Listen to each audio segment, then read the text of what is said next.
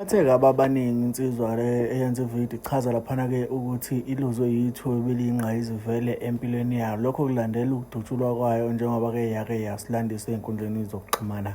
Sawubona kuphi nakuphi la kufanele khona nomusa njengamanje ukubingelelayo uyena Mathinda Xhosa Ntombi umqomela amehla akho abanyezi baqomela mali sibukazi. Ngana kwethu ngabe usuku lakho lokuqala la ngicotha nje ukulungele upresse i-subscribe button wenze sure ukuthi uyalike bese uyayilinda ividiyo ziphele bese kuyima ukhomenta khona okuzwile. Wena-ke ongwala ekhaya enza okunjalo wenze sure ukuthi uyalike bese uyayilinda ividiyo ziphele ebese uyazi ukuthi-ke sohlangana laphana kwi-comment section uphawula mayelana nalolu daba. Yenganza kwethu insizwa ithusa abaningi yaphinde yaphatha kabi abaningi ividiyo eyenzelwe laphana ey'nkundleni zokuxhumana ichaza ukuthi ukudutshulwa kwayo kuyivalele ithuba eliyingqayizivele ebesilitholele laphana-ke izolingisa noma-ke izodlala umdlalo obuzoba sehostela noma uzothatha isizinda ehostela ebizodlala enye yamaroli khona laphana-ke kodwa ayibange isakwazi njengoba-ke kuthe ma kufuneka aqale kushuthwe lo mdlalo yona ibisesibhedlela. Ngaphandle komusho isikhathi sakho mntwana sekhaya ngiyafisa ukuthi sizwe ividiyo lensizwa ebese siphawula ngokuyikhona esikuzwile ukuthi ngempela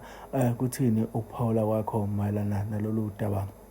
Bantu bengiqhubekele kwividiyo ngiyacela ukuthi uqinisekise ukuthi usulayikile waphinda futhi wenza sure ukuthi ibutton lela la subscribe usulipressile ukuze njalo masifaka amavidiyo kube wena uqala uthola notification. Naye ividiyo yalensizwa ichaza mayelana nobunzima ebhekene nabo. Yazi bafowethu mangantshela ukuthi nje kahle ibhadi isinyama masiqondile sisuke siqondile.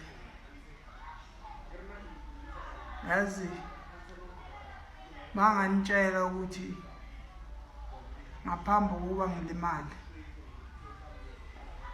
ngenzile i-audition kwenye show entsha ezodlala nje maduzane. So ngithe mangenza le audition ngayishaya i-audition bangithatha bangithumela zonke izinto ukuthi ngizodlala i-character ukuthi ngibe inkabi yasehostel.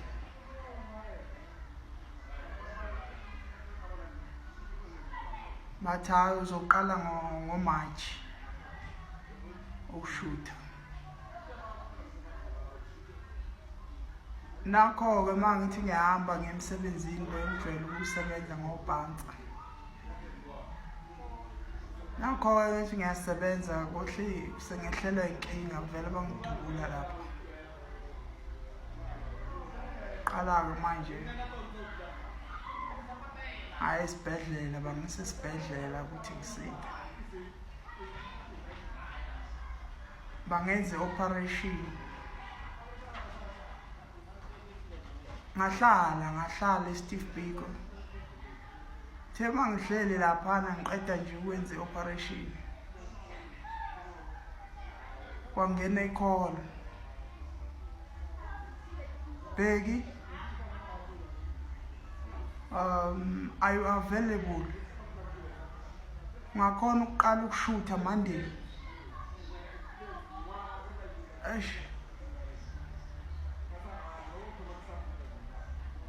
Ngivele ngidideke ukuthi ngithini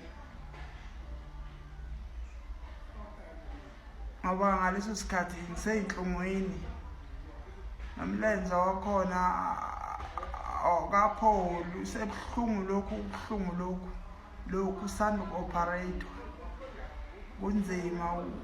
Ekuseni emini ntambama ngilala ngiyinhlungu ngivuka ngiyinhlungu. Asevele ngiphendula ngithi hayi ngehlelwe ibhadi so ngisesibhedlela bangidubulile.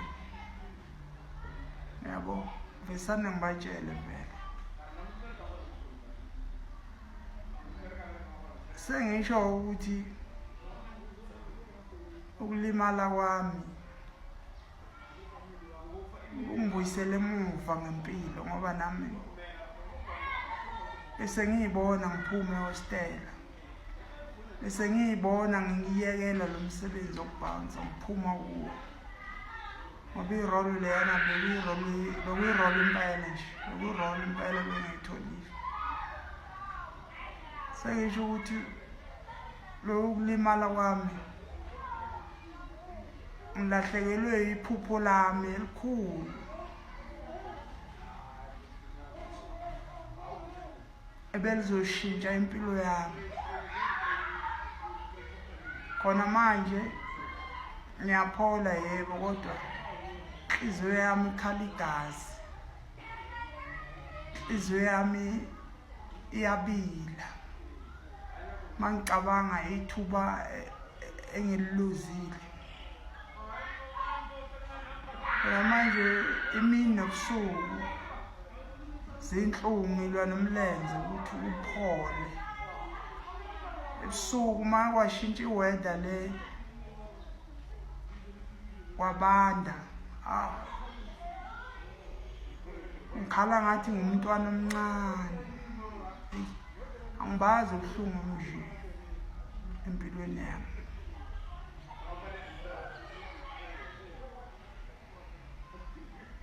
Hayi, alo ngidubulile, angazi ukuthi uthunywe umuphi usathane, noma usathane lo nempondo, noma usathane lo nomsilo omude uphatha ifosholo enemfoloko, noma umuphi. Hayi,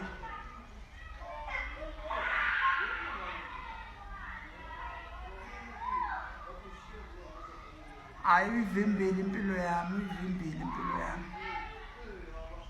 Kodwa ke ngizophila, ngizolulama. Ngazi kube isikhathi esingakanani ngoba ngisahlula ukuhamba, ngihamba nge-crutches.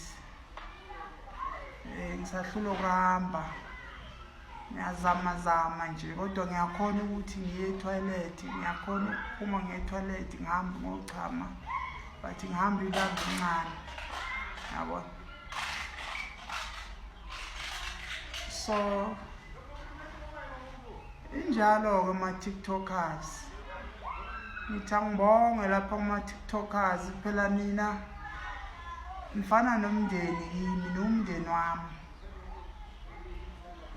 Ngisho ngoba lokho eningifakela khona kuyawenza umehluko kimi.